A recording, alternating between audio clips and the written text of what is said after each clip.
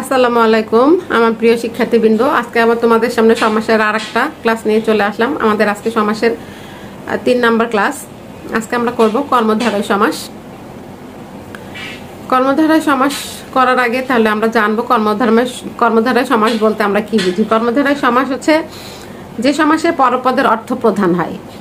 বলছে যে সমাসে পরপদের অর্থ প্রধান হয় সেটাই হচ্ছে কর্মধারয় সমাস। আমরা যেদিন ফার্স্ট আমরা সমাস ক্লাস শুরু করলাম সেই দিন আমরা পূর্বপদ চিনেছি, পরপদ চিনেছি। তাহলে আমরা যদি এই 6 প্রকার সমাসের কোন পদ প্রধান থাকে এটা যদি জানতে পারি তাহলে আমাদের কিন্তু সমাসটা শিখতে কিন্তু সুবিধা হবে। তাহলে আমরা কি জানলাম এতক্ষণে? আমরা জানলাম যে কর্মধারয় সমাসে কি হচ্ছে, কর্মধারয় সমাসে পরপদ প্রধান হচ্ছে। বলছে যে কিছু কর্মধারয় সমাস আছে সেটাকে আমরা সাধারণ কর্মধারায় বলি। এই সাধারণ কর্মধারায় সমাসগুলো সাধারণত যে যোজক আছে, যে ব্যাস বাক্য বসবে, যেমন আমি সর্বনামের ব্যবহার বলবো, সর্বনামের ব্যবহার হবে এখানে। যেমন আমি যদি বলি যিনি জজ তিনি সাহেব, এই যে সে, যা তা, যিনি তিনি, এই সাপেক্ষ সর্বনামগুলো দিয়ে আমরা সাধারণ কর্মধারায় সমাস করে থাকি। তো সাধারণ কর্মধারায় সমাসে যেমন আমরা যে ব্যাস বাক্য ব্যবহার করব, এরকম কর্মধারয় সমাসের যে মেন প্রকারভেদ 4 ভাগে ভাগ করা যায়, সেখানে কিন্তু এই যে ব্যাস বাক্য আবার থাকবে না, সেখানে কিন্তু ব্যাস বাক্যগুলো চেঞ্জ হবে। তাহলে আমরা কর্মধারয় সমাসের শুরুতে কি জানলাম যে পরপদ প্রধান সমাস যেটা হয় সেটাই হচ্ছে কর্মধারয় সমাস। এছাড়াও আমরা আর একটা সংজ্ঞা দিতে পারি কর্মধারয় সমাসে ছোট্ট করে।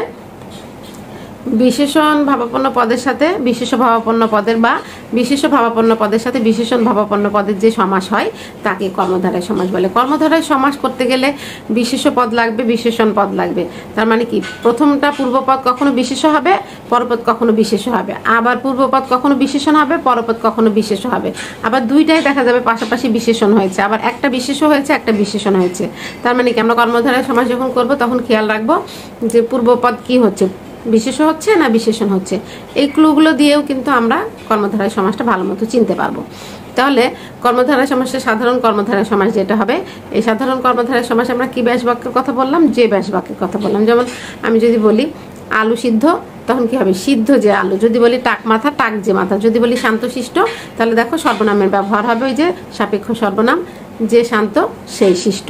আবার আমি যদি বলি চালাক চতুর, যে চালাক সেই চতুর। আমি যদি বলি জজ সাহেব, জজ সাহেব যেহেতু সম্মানিত ব্যক্তি এই জন্য ওইখানে যিনি ব্যবহার করা লাগবে, যিনি জজ তিনি সাহেব। যদি বলি বেগম সাহেব, যিনি বেগম তিনি সাহেব। তাহলে আমরা সাধারণ কর্মধারায়গুলো কিভাবে ব্যবহার করছি, সাপেক্ষ সর্বনাম দিয়ে বা যে যোজক দিয়ে আমরা ব্যবহার করছি। তারপর বলছে যে কিছু কর্মধারয় সমাস আছে যে সেটা সংখ্যাবাচক হয়। যেমন আমি যদি বলি চৌরাস্তা, চৌরাস্তা কি হবে, 4 রাস্তা মিলন। ত্রিফলা, 3 ফলের সমাহার। আমাদের আগের ব্যাকরণ বই যেটা ছিল সেটাতে আমরা দ্বিগু সমাস পড়েছি, কিন্তু তোমাদের দ্বিগু সমাস বর্তমানে বলছে যে দ্বিগু সমাস বলে কোনো সমাস নাই, কিন্তু তারপরে আমরা দ্বিগু সমাস পড়বো যেহেতু আমাদের এইচএসসিতে আছে, বা আমাদের যে আগের বইটা ব্যাকরণ বইটা আছে সেটাতে আমরা শিখেছি যে দ্বিগু সমাস আছে, সেহেতু আমরা দ্বিগু সমাসটাও পড়বো। এখানে দ্বিগু সমাসটাকে কর্মধারয় সমাসের মধ্যে ঢুকিয়ে দ্বিগু কর্মধারায় বলতেছে ওইটাকে, যে কর্মধারয় সমাসে পূর্বপদের সংখ্যাবাচক শব্দ হয়। যখন পূর্বপদের সংখ্যাবাচক হয় তখন এটা হচ্ছে দ্বিগু কর্মধারায়। তো আমরা এটা জানলাম, আবার আমরা আলাদা করে দ্বিগু সমাসটাও আমরা পড়বো। তাহলে দেখো বলতেছে এই কর্মধারয় সমাসকে প্রধানত 4 ভাগে ভাগ করা যায়। একটা হচ্ছে মধ্যপদলোপী কর্মধারায়, একটা হচ্ছে উপমান কর্মধারায়, একটা হচ্ছে উপমিত কর্মধারায়, আর একটা হচ্ছে রূপক কর্মধারায়। তাহলে আমরা প্রথমে জানি মধ্যপদলোপী কর্মধারায় সম্পর্কে। মধ্যপদলোপী কর্মধারায় কি বলতেছে যে সমসমান পদগুলোতে একাধিক পদ থাকবে।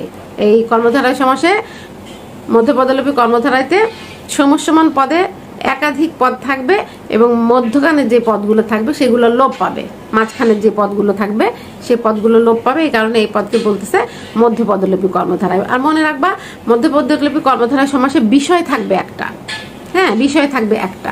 যেমন হাত ঘড়ি, এখানে হাতে পরা হয় যে ঘড়ি। আবার বলতেছে বিজয় পতাকা, বিজয় নির্দেশক পতাকা। বলতেছে ঘর জামাই, ঘরে আশ্রিত জামাই। ঘি মাখা, ঘি মাখানো ভাত। এগুলোকে বলতেছে কর্মধারয় সমাস। দেখো শুধু ঘি ভাত থাকতেছে, হাত ঘড়ি থাকতেছে, ঘর জামাই থাকতেছে, বিজয় পতাকা থাকতেছে, আর বাকিগুলো কি হচ্ছে, বাকিগুলো সব লোপ পেয়ে যাচ্ছে। এই জন্য আমরা কি মনে রাখবো যে মাঝখানের পদ যখন লোপ পেয়ে যাবে এবং একটা বিষয় থাকবে, বিষয় হচ্ছে একটা হবে ঘি ভাত, হ্যাঁ ঘি দ্বারা মাখানো ভাত, সেটা হচ্ছে গিভ হাত। হাতে আমরা হাতে ঘড়ি পরি, ওটা হচ্ছে বলতেছে হাত ঘড়ি, হাতে পড়া যে ঘড়ি। তার মানে মাঝের পদগুলো লোপ পেয়ে যাবে, যেটা সেটা হচ্ছে কর্মধারয় সমাস হবে। যেমন হাত ঘড়ি, হাতে পড়া হয় যে ঘড়ি, হাত থাকতেছে আর ঘড়ি থাকতেছে, পূর্বপদ আর পরপদ থাকতেছে, মাঝখানের পদগুলো সব ব্যাস বাক্য যেগুলোকে আমরা বলছি সেগুলো সব লোপ পেয়ে যাচ্ছে। এই জন্য এই পদটার নাম হচ্ছে মধ্যপদলোপী কর্মধারায়। মধ্যপদলোপী কর্মধারায় গেল। এরপরে বলতেছে উপমান কর্মধারায়। উপমান বলতেছে উপমান অর্থ তুলনীয়। উপমান আর উপমিত কর্মধারায় যখন আমরা করব তখন হচ্ছে তুলনীয় বস্তুটা আমাদেরকে খুঁজতে হবে। বলতেছে উপমান অর্থ হচ্ছে তুলনা করা। হ্যাঁ, এই উপমান কর্মধারায় সমাসে কি থাকবে? উপমানের সঙ্গে গুণবাচক শব্দ থাকবে। যেমন হচ্ছে এখানে বলছে যে কাজল কালো, কাজলের মতো কালো। এই উপমান কর্মধারয় সমাসটা যখন আমরা করব তখন উপমান কর্মধারয় সমাসে একটা সাধারণ গুণের উল্লেখ থাকবে, মানে সরাসরি গুণটা উপমানে উল্লেখ থাকবে। তাহলে এখানে কাজল কালো, কাজলের মতো কালো, এই যে কালো যে রং, কাজলের রংটা কালো, এটা কাজলের হচ্ছে গুণ, গুণটা সরাসরি উল্লেখ থাকবে। যখন এরকম গুণকে আমরা ধর্মও বলতে পারি, ধর্মটা বা গুণটা যখন সরাসরি উল্লেখ থাকবে তখন সেটা হবে কি? উপমান কর্মধারয় সমাস। তার মানে উপমান কর্মধারয় সমাসে আমরা কি উপমান ধরবো কি দিয়ে? সত্য তুলনা দিয়ে। তুলনাটা হবে সত্য, মিথ্যা তুলনা হবে না, সত্য তুলনা হবে। যখন সত্য তুলনা হবে তখন সেটা হবে উপমান কর্মধারায়। উপমান কর্মধারায় ন্যায় ব্যাস বাক্য বসবে, ন্যায় ব্যাস বাক্যটা মাঝখানে বসবে। যেমন আমি যদি বলি ভ্রমর কৃষ্ণ কেশ, তাহলে ভ্রমরের ন্যায় কৃষ্ণ কেশ কি হবে? ভ্রমরের ন্যায় কৃষ্ণ কেশ। তাহলে অরুণ রাঙা যদি আমরা বলি অরুণের মতো রাঙা, কুসুম কোমল কুসুমের মতো কোমল, নিম তেতো নিমের মতো তেতো, হ্যাঁ, দুগ্ধ ধবল দুগ্ধের মতো ধবল, রক্ত লাল রক্তের মতো লাল। তাহলে আমরা উপমান কর্মধারায় সমাস যখন করব ন্যায় ব্যাস বাক্য বা মত ব্যাস বাক্য ব্যবহার করব। আর উপমান কর্মধারায় কি হবে? তুলনাটা হবে সত্য, মানে সাধারণ ধর্মের উল্লেখ থাকবে বা গুণের উল্লেখ থাকবে। এই দুইটা ক্লু মনে রাখবা, একটা হচ্ছে সাধারণ ধর্মের উল্লেখ থাকবে আর একটা হচ্ছে কি থাকবে? ঘটনাটা সত্য থাকবে। যেমন আমি বলতেছি ভ্রমর কৃষ্ণ কেশ, তাহলে আমাদের কেশ, আমাদের চুলটা কিন্তু ওই ভ্রমরের মতোই কালো। আবার বলতেছে তুষার শুভ্র, বরফটা কিন্তু সাদা, হ্যাঁ, বরফটা কিন্তু সাদা। নিম তেতো, নিম কিন্তু তেতো, এটা সত্যর ঘটনা। কুসুম কোমল, আমরা যে ডিমের কুসুমটা খাই ওটা কিন্তু কোমল হয়, নরম হয়। অরুণ রাঙা, সূর্য কিন্তু লালই হয়। তারপর বলতেছে দুগ্ধ ধবল, গরুর যে দুধ আমরা পাই সেই দুধটা কিন্তু সাদা হয়। রক্ত লাল, আমাদের রক্তের রং কিন্তু লাল হয়। তাহলে আমরা কি পাচ্ছি? উপমান কর্মধারায় সমাসে যেই উদাহরণগুলো থাকবে এই উদাহরণগুলো হচ্ছে সত্য হবে, মিথ্যা কোনো উদাহরণ হবে না। মানে আমাদের জীবনের সাথে, আমাদের পারিপার্শ্বিক অবস্থার সাথে মিলে যাবে এরকম সত্য শব্দগুলো এখানে থাকবে। এটা হচ্ছে উপমান কর্মধারায়। মনে রাখবো উপমান কর্মধারায় সাধারণ গুণের উল্লেখ থাকবে। আর এরপরে আমরা পাবো উপমিত কর্মধারায়। উপমিত হচ্ছে যাকে তুলনা করা হয়, সেটা হচ্ছে উপমেয়। আমি একটা জিনিসের সাথে তুলনা করছি, সেটা যেমন আমি বলতেছি পুরুষ সিংহের ন্যায়, সিংহ পুরুষ। আমাদের সমস্ত পদটা কি বলছে? সিংহ পুরুষ। সিংহ পুরুষকে ভেঙে আমি কি বলতেছি? সিংহের ন্যায় পুরুষ। সিংহের ন্যায় কি কখনো পুরুষ হয়? সিংহের আচরণ আর পুরুষের আচরণকে মিলিয়ে আমরা কি বলতেছি? পুরুষ সিংহের ন্যায়। পুরুষের আচরণও সিংহের মতো হামতাম, আবার সিংহের আচরণ তো হামতামই, তাই তো? এই জন্য আমরা দুইটা আচরণকে এক করে আমরা বলতেছি এটা হচ্ছে উপমিত কর্মধারা। এবং উপমিত কর্মধারায় কিন্তু সাধারণ ধর্মের উল্লেখ থাকবে না বা সাধারণ গুণের উল্লেখ থাকবে না। এই যে সিংহের আচরণ আর একটা পুরুষের আচরণ, এই আচরণটা কিন্তু লুকিয়ে আছে। আমরা উপমানে দেখছি সরাসরি থাকছে, ধর্মটা বা গুণটা সরাসরি থাকছে, কিন্তু উপমিততে আমরা কি দেখতে পাচ্ছি? সরাসরি ধর্মটা বা গুণটা থাকছে না। তাহলে যাকে তুলনা করা হয় তা হচ্ছে উপমেয়। তাহলে উপমেয় পদের সাথে উপমান পদের যে সমাস তাকে উপমিত কর্মধারায় সমাস বলে। উপমেয় অর্থ হচ্ছে, উপমেয় মানে প্রত্যক্ষ, যেটা আমরা সরাসরি দেখতে পাই। মানে আমরা উপমানে সত্য তুলনা পাবো আর উপমিততে মিথ্যা তুলনা পাবো। যেমন এখানে বলতেছে পদ্ম আঁখি, আঁখি পদ্মের নাই। তারপর বলতেছে চন্দ্রমুখ, মুখ চন্দ্রের নাই। এগুলো কি হয়? মানুষের মুখ কি চাঁদের মতো হয়? মানুষের চোখ কি পদ্মের মতো হয়? এগুলো তুলনা করা, কি মনে মনে এগুলো কল্পনা করে বা মিলাই, মনের মাধুরী মিলিয়ে এগুলা তুলনা করে। যেমন বলতেছে সিংহ পুরুষ, পুরুষ সিংহের নাই। তাহলে আমরা যেটাতে সত্য পাবো তুলনা সেটা হবে উপমান কর্মধারায়, আর যেটাতে তুলনাটা মিথ্যা পাবো সেটা হবে উপমিত কর্মধারায়। উপমিত কর্মধারায় ন্যায় ব্যাস বাক্য কোথায় বসবে? শব্দের শেষে বসবে। এখানে মত ব্যাস বাক্য বসতে পারে, সেটা শব্দের শেষে বসবে। আমাদের আর একটা কর্মধারায় সমাস আছে, সেটা হচ্ছে রূপক কর্মধারায় সমাস। রূপক কর্মধারায় সমাসে হচ্ছে অদৃশ্য বস্তু থাকবে। দুইটা পদ থাকবে না, পূর্বপদ একটা পরপদ একটা। এই পূর্ব পদে কি থাকবে? অদৃশ্য বস্তু থাকবে। যেমন দেখো আমি বলতেছি মন মাঝি, মাঝি আমি চোখে দেখতে পাচ্ছি, কিন্তু মনকে তো দেখতে পাচ্ছি না। আমি বলতেছি বিষাদ সিন্ধু, আমি সাগরকে দেখতে পাচ্ছি, বিষাদ আমার মনের যে কষ্ট সেটাকে কিন্তু আমি দেখতে পাচ্ছি না। তাহলে আমরা রূপক কর্মধারায় যখন করব, রূপক কর্মধারায় আমরা কি করব, পূর্ব পদে কি খুঁজবো, অদৃশ্য বস্তু খুঁজবো। তোমরা আমি যে ক্লুগুলো দিচ্ছি সেগুলো তোমরা লিখে রাখবা, তাহলে ইনশাল্লাহ তোমরা সমাসটা, কর্মধারায় সমাসটা পারবা। তাহলে আমি আবার প্রথম থেকে একটু আলোচনা করে দিই। কর্মধারায় সমাস কি বললাম, বিশেষ ভাবাপন্ন পদের সাথে বিশেষণ ভাবাপন্ন পদের সাথে বিশেষণ ভাবাপন্ন পদ বা বিশেষ ভাবাপন্ন পদের সাথে বিশেষণ ভাবাপন্ন পদের যে সমাস হয় তাকে কর্মধারায় সমাস বলে, বা আমরা বলতে পারি যে সমাসে পরপদের অর্থ প্রধান হয় তাকে কর্মধারায় সমাস বলে।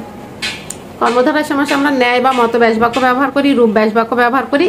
আবার আমরা সাধারণ কর্মধারায় যেটা করি সেটাতে আমরা যে ব্যাস বাক্য ব্যবহার করি বা যে যোজক ব্যবহার করি। আবার আমরা সর্বনামেরও ব্যবহার করি। কোন সর্বনাম, সাপেক্ষ সর্বনাম, যেমন যে, সে, যা, তা, যিনি, তিনি, এগুলো আমরা ব্যবহার করি।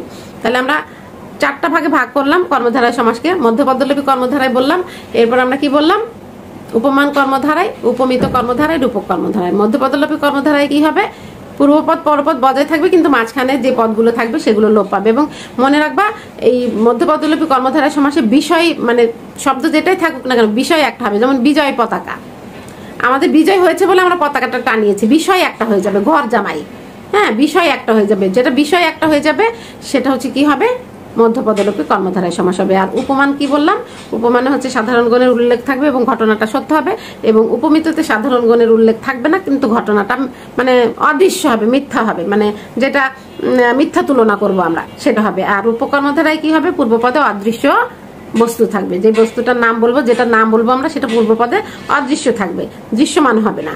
যেমন আমি বলতেছি বিষাদ রূপ সিন্ধু, বিষাদ মানে মনের কষ্ট, দেখা যায় না, কিন্তু সিন্ধু সাগর, এটাকে দেখা যায়। আবার বলতেছি মন রূপ মাঝি, মনকে দেখা যায় না কিন্তু মাঝিকে দেখা যায়। তাহলে পূর্বপদে যেই শব্দগুলো আমরা ব্যবহার করছি সেই শব্দগুলো অদৃশ্য, দেখা যায় না।